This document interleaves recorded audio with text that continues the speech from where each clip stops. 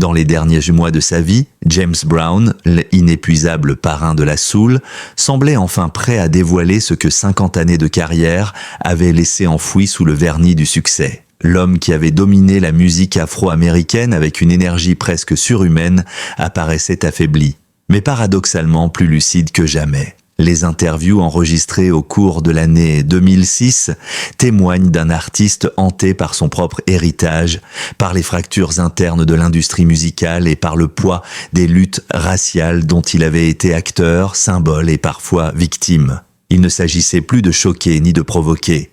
Brown parlait désormais comme un patriarche qui sentait le temps lui échapper. Ce que James Brown révélait alors n'était pas une liste d'ennemis personnels, mais un tableau complexe de ressentiments accumulés contre un système qui, selon lui, avait souvent cherché à diluer l'authenticité de la musique noire américaine. Ses colères, même tardives, n'étaient pas dirigées contre des artistes individuels, mais contre des logiques commerciales, des pressions médiatiques et une discrimination feutrée qu'il estimait toujours présente, même au début du XXIe siècle. Brown insistait sur le fait que la vraie rivalité dans la musique n'était jamais entre artistes noirs, mais entre visions musicales opposées, celle des créateurs cherchant à préserver leur identité et celle des industries cherchant à exploiter un marché. Au fil de ses confidences, il évoquait les années 1960 et 1970.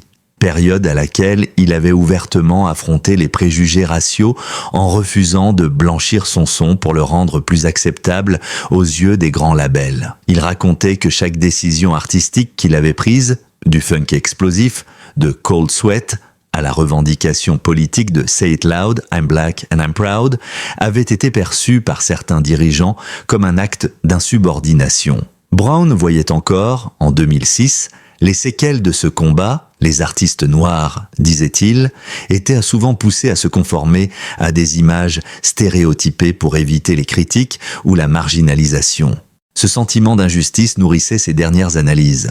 Brown expliquait que beaucoup de tensions au sein de la musique afro-américaine ne naissaient pas d'une rivalité naturelle, mais de la manière dont les médias et les labels créaient artificiellement des conflits pour vendre davantage. Selon lui, l'idée que les artistes noirs se détestaient entre eux était une fiction rentable. Un récit simplifié destiné à diviser une communauté culturelle qui, au contraire, avait toujours prospéré grâce à la collaboration et à l'influence mutuelle. Il regrettait que certaines polémiques contemporaines aient pu détourner l'attention des véritables enjeux. La reconnaissance artistique, la liberté créative, la dignité économique. À mesure qu'il avançait dans ses réflexions, Brown confessait aussi ses propres erreurs. Il ne niait pas avoir eu, au fil des décennies, des disputes colériques, parfois publiques, avec d'autres musiciens. Mais il distinguait soigneusement la rivalité professionnelle, un phénomène naturel dans une industrie compétitive, d'une hostilité personnelle profonde. Au contraire, il affirmait que nombre de ses prétendus ennemis avaient été, à des moments différents, des collaborateurs, des amis ou des inspirations. Il dénonçait la manière dont certaines déclarations avaient été sorties de leur contexte pour renforcer l'image d'un Brown perpétuellement en guerre. Les personnes présentes auprès de lui dans ces derniers mois évoquent un homme oscillant entre une fierté farouche et une lassitude presque spirituelle. Brown semblait vouloir réécrire sa propre narration, non pour effacer les excès et les contradictions, mais pour rendre justice aux nuances. Il dénonçait une industrie qui caricaturait les artistes noirs en opposants permanents, alors qu'eux-mêmes, selon lui, partageaient beaucoup plus de combats communs que de querelles véritables. L'un des points les plus marquants de ses dernières confidences était sa volonté de replacer la musique noire dans une perspective de solidarité culturelle. Brown insistait sur le fait qu'aucune communauté ne pouvait progresser si elle était constamment présentée comme divisée. Dans ses paroles ultimes, il y avait presque une dimension testamentaire. Brown expliquait que l'héritage d'un artiste n'était pas seulement fait de chansons, mais de la façon dont il avait contribué à ouvrir des portes pour la génération suivante. Il regrettait que les jeunes musiciens soient encore confrontés à des attentes rigides, soit imiter les géants du passé, soit se conformer aux tendances du moment. Lui qui avait toujours revendiqué la liberté absolue de créer, voyait dans cette pression une menace persistante pour l'évolution de la soul, du funk et du R&B. Il parlait aussi, plus doucement, de la solitude qui accompagne la légende. La célébrité, disait-il, avait souvent servi de façade à une existence marquée par la méfiance et la fatigue. Plus les années passaient, plus il comprenait que les véritables adversaires d'un artiste ne se trouvaient pas sur scène, ni dans les studios, mais dans les structures invisibles qui décidaient de ce qui devait être entendu, promu ou oublié. Il ne s'agissait pas pour lui d'accuser nommément des musiciens, mais de dénoncer les dynamiques sous-jacentes qui façonnaient l'histoire de la musique afro-américaine. Ainsi se dessinait, dans ces dernières semaines, le portrait d'un homme en quête de vérité plus que de règlement de compte. Brown semblait vouloir que le public comprenne enfin que la musique n'avait jamais été un champ de bataille entre artistes noirs, mais un territoire d'expression, de douleur, de résistance et de fierté. Dans ces derniers mois, James Brown cherchait moins à régler des conflits personnels qu'à exposer un système opaque, façonné par des décennies d'inégalités raciales, d'abus contractuels et de manipulation économique. Selon lui, la véritable guerre dans l'industrie musicale ne se jouait pas entre artistes noirs, mais entre les créateurs et les institutions qui tentaient de contrôler leur voix. Brown expliquait que l'on ne pouvait comprendre ces prises de position tardives sans saisir les mécanismes invisibles qui, pendant un demi-siècle, avaient façonné la musique afro-américaine. Il insistait d'abord sur la question des contrats, qu'il décrivait comme le premier piège.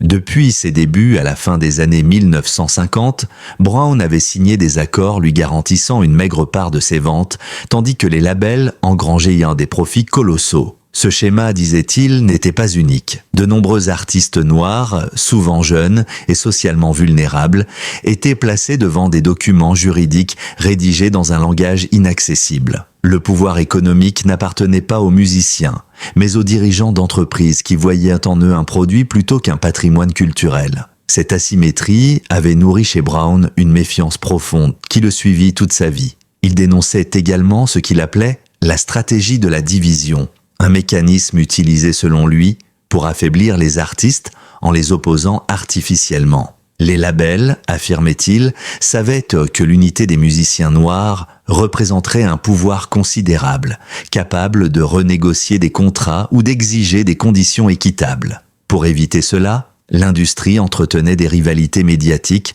encourageant les comparaisons, les polémiques, les accusations implicites.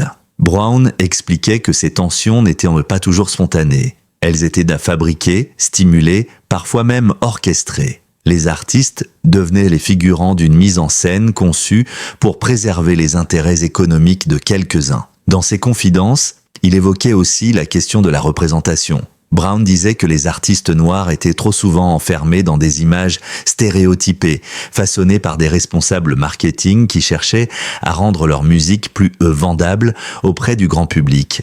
Il rappelait combien il avait dû lutter pour conserver la puissance politique de sa musique, notamment au cours des années 1960, alors qu'on lui demandait d'adoucir ses prises de position ou de rendre son style plus neutre. Pour lui, cette pression était un prolongement d'une histoire beaucoup plus longue, celle d'une société qui voulait la culture noire sans accepter les réalités sociales qui l'avaient fait naître. Mais Brown ne s'arrêtait pas aux aspects économiques ou symboliques. Il parlait aussi d'une violence psychologique subtile. L'industrie, disait-il, imposait aux artistes noirs une exigence constante de perfection, comme s'ils devaient prouver sans cesse leur légitimité. Une erreur, un scandale, une faiblesse personnelle pouvaient suffire à briser une carrière entière. À l'inverse, certains artistes blancs bénéficiaient d'une indulgence beaucoup plus grande. Ce double standard créait une pression permanente, transformant la réussite en lutte de survie. Brown confiait que la fatigue accumulée au fil des années n'était pas tant due aux tournées qu'à cette guerre invisible, la plus usante de toutes. Il évoquait aussi la question du contrôle créatif. Brown, pionnier du funk, avait toujours cherché à diriger ses propres orchestres, à régler ses arrangements, à contrôler son image. Cette volonté d'autonomie l'avait souvent placé en conflit avec les labels qui préféraient des artistes plus dociles.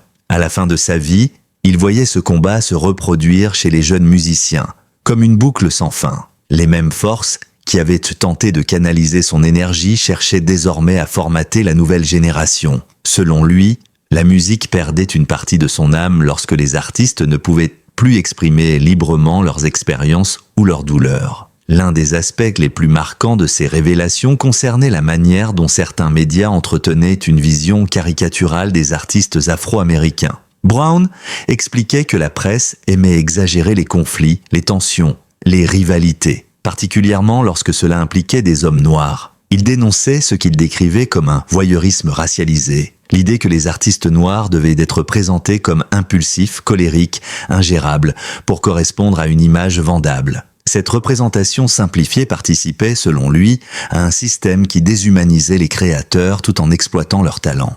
Dans ses derniers entretiens, Brown ne cherchait pas seulement à critiquer, mais aussi à transmettre une forme d'avertissement. Il disait que tant que les forces invisibles continueraient de dominer l'industrie, les artistes noirs ne pourraient jamais bénéficier pleinement de leur propre créativité. Il voulait que la nouvelle génération comprenne les obstacles auxquels lui-même avait été confronté, non pour inspirer la peur, mais pour encourager une prise de conscience collective. L'industrie musicale, affirmait-il, ne changerait jamais si les artistes ne reconnaissaient pas les mécanismes qui limitaient leur pouvoir. Pour Brown, la solution résidait dans la solidarité artistique. Il rêvait d'un monde où les musiciens afro-américains pourraient s'unir pour créer leur propre structure, leurs propres labels, leurs propres espaces de création. Il croyait que la véritable révolution ne viendrait pas d'un acte individuel, mais d'un mouvement collectif.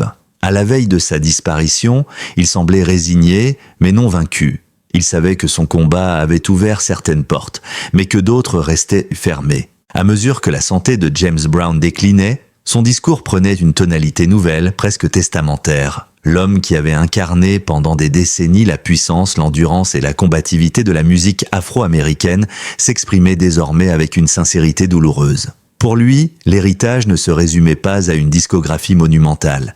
Il s'agissait d'une responsabilité historique, d'une vérité à transmettre avant qu'il ne soit trop tard. Ses dernières paroles publiques et privées trahissaient une volonté farouche de préparer la génération suivante à affronter les mêmes obstacles et peut-être à en briser enfin le cycle. Brown insistait d'abord sur la valeur de la liberté artistique. « Si tu n'es pas maître de ta musique, tu n'es maître de rien », disait-il souvent. Cette phrase, qu'il répétait depuis les années 1970, prenait un sens encore plus profond dans ses ultimes confidences. Pour lui, les jeunes artistes devaient apprendre à protéger leur vision, à refuser les compromis qui diluent leur identité, à rester fidèles à ce qui les avait façonnés. La tentation de céder aux tendances du marché, d'imiter ce qui fonctionne, ou de suivre aveuglément les conseils des producteurs était, selon Brown, l'un des pièges les plus dangereux.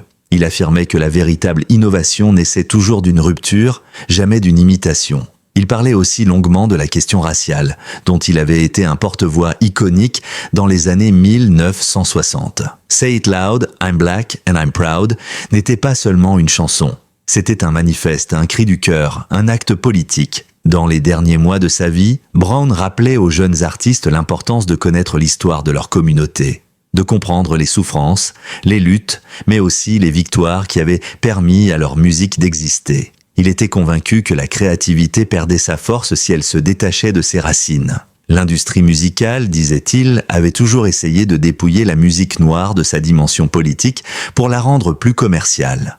Lui voulait au contraire qu'elle demeure un outil de résistance. L'un des aspects les plus émouvants de ses dernières déclarations concernait la solidarité. Brown, souvent perçu comme un homme autoritaire ou colérique, reconnaissait qu'il avait parfois contribué malgré lui à une culture de rivalité. Mais il ajoutait que l'avenir de la musique noire ne pouvait se construire que sur l'unité. Il encourageait les jeunes artistes à collaborer, à s'entraider, à créer des espaces indépendants où la créativité pourrait se développer sans être soumise aux pressions commerciales. Pour lui, la communauté artistique afro-américaine devait fonctionner comme une famille élargie, capable de s'élever ensemble plutôt que de se déchirer. Il évoquait également les dangers de la célébrité. Une célébrité qui, dans son cas, avait été à la fois un triomphe et une malédiction. Brown mettait en garde contre l'isolement, la méfiance, les abus financiers et les opportunistes qui gravitent autour des artistes dès que leur succès devient visible. Il confiait que la partie la plus difficile de sa carrière n'avait jamais été la musique, mais tout ce qui l'entourait, les contrats, les tournées, les conflits internes, les attentes du public, la pression constante d'être un symbole. Il espérait que son parcours servirait d'avertissement, non de modèle à reproduire. Dans ses derniers enregistrements, ses proches racontent qu'il parlait souvent de transmission. Il rêvait d'un système où les artistes expérimentés guideraient les plus jeunes, non pas dans une logique de domination mais d'enseignement. Il regrettait de n'avoir pas pu consacrer plus de temps à cette dimension dans sa vie active, mais il espérait que ses paroles finales inspireraient une nouvelle culture du mentorat au sein de la musique afro-américaine. Pour Brown, chaque génération avait la responsabilité de rendre la route un peu moins ardue pour la suivante.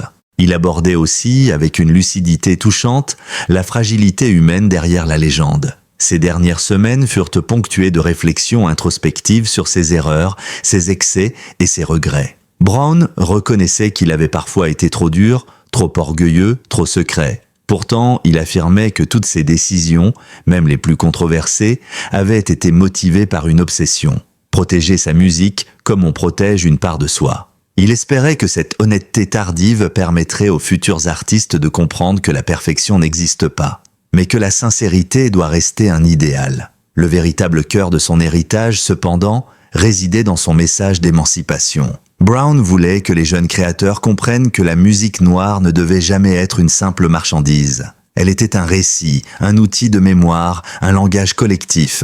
À ses yeux, l'avenir appartenait à ceux qui sauraient utiliser cet héritage pour raconter de nouvelles histoires, sans renoncer à la dignité de leurs origines. Il affirmait que le plus grand défi n'était pas de réussir commercialement, mais de rester fidèle à sa propre voix, malgré les forces qui cherchent à la déformer. Dans les dernières heures de sa vie, selon plusieurs témoins, Brown répétait que la seule chose qu'il regrettait était de ne pas avoir eu plus de temps pour continuer à enseigner. Ses paroles finales, loin des scandales et des rumeurs sensationnalistes, étaient celles d'un homme fatigué mais lucide, qui voulait laisser derrière lui une route plus éclairée. Son héritage n'était pas un mystère, encore moins une liste de noms.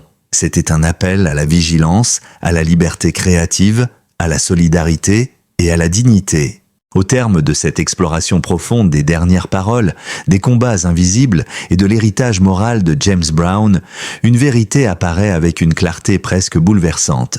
Derrière la légende flamboyante, derrière l'icône du funk, il y avait un homme qui, dans la fragilité de ses derniers instants, a voulu offrir au monde un message de lucidité et de transmission. Ce message n'était pas une confession explosive ni une révélation sensationnelle, contrairement à ce que la culture moderne attend souvent des célébrités, mais une réflexion mûrie par l'expérience, forgée dans les excès, la douleur, les injustices et les triomphes. James Brown n'a pas quitté cette vie avec des accusations contre des artistes, ni avec des regrets amers dirigés vers des individus. Ce qu'il a laissé derrière lui, c'est un testament moral, une analyse lucide des mécanismes qui façonnent, limite et parfois brise les artistes noirs dans l'industrie musicale. Il a voulu dévoiler les structures et non les personnes, les forces qui écrasent et non les visages qui servent d'écran. En cela, Brown est demeuré fidèle à lui-même jusqu'au dernier souffle.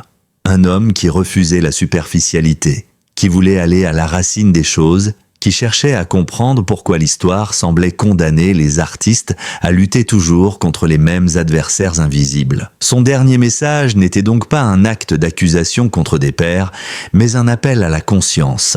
Il voulait que les jeunes artistes comprennent les pièges de l'industrie, les contrats truffés d'inégalités, les stratégies qui encouragent la division, les attentes racialisées qui pèsent sur chaque geste, chaque note, chaque parole. Il espérait que cette lucidité deviendrait une arme, un bouclier, un moyen de s'émanciper, de créer sans accepter la compromission et de transformer la musique en un espace de vérité plutôt qu'en un produit façonné par les intérêts commerciaux. Brown croyait profondément que la musique noire était l'expression d'une identité, d'une histoire, d'une douleur et d'une beauté que personne n'avait le droit d'altérer. Il savait que les artistes afro-américains portaient, à travers leur art, un héritage collectif qui dépassait de loin le simple divertissement. La soul, le funk, le R&B, pour lui, ce n'étaient pas des genres, mais des langues vivantes, des formes de résistance, des cris d'amour et de survie. C'est pourquoi il avait tant lutté pour conserver son indépendance créative, même lorsque cela lui valait des inimitiés, des pressions ou des pertes financières. Dans la lumière vacillante de la fin, Brown reconnaissait aussi ses propres failles. Il ne se présentait plus comme une icône invincible, mais comme un homme qui avait commis des erreurs, parfois blessé ceux qu'il aimait, parfois cédé à la colère ou à l'orgueil. Cette honnêteté tardive conférait à ses derniers jumeaux une dimension profondément humaine.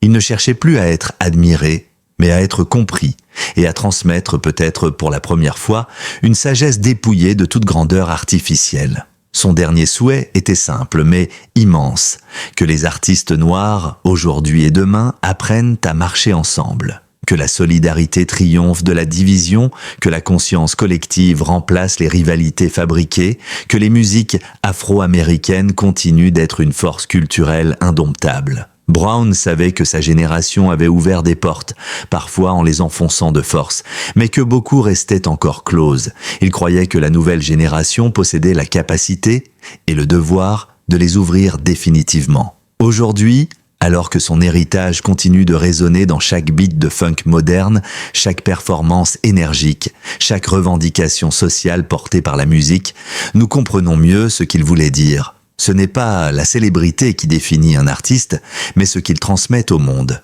Le véritable héritage de James Brown n'est pas seulement dans ses albums, mais dans cette conscience aiguë des forces qui façonnent la créativité, dans cette volonté farouche de protéger l'intégrité de sa communauté artistique, dans cette voix qui, même affaiblie par la maladie, refusait de se taire. Et peut-être que la plus grande leçon qu'il nous laisse est celle-ci.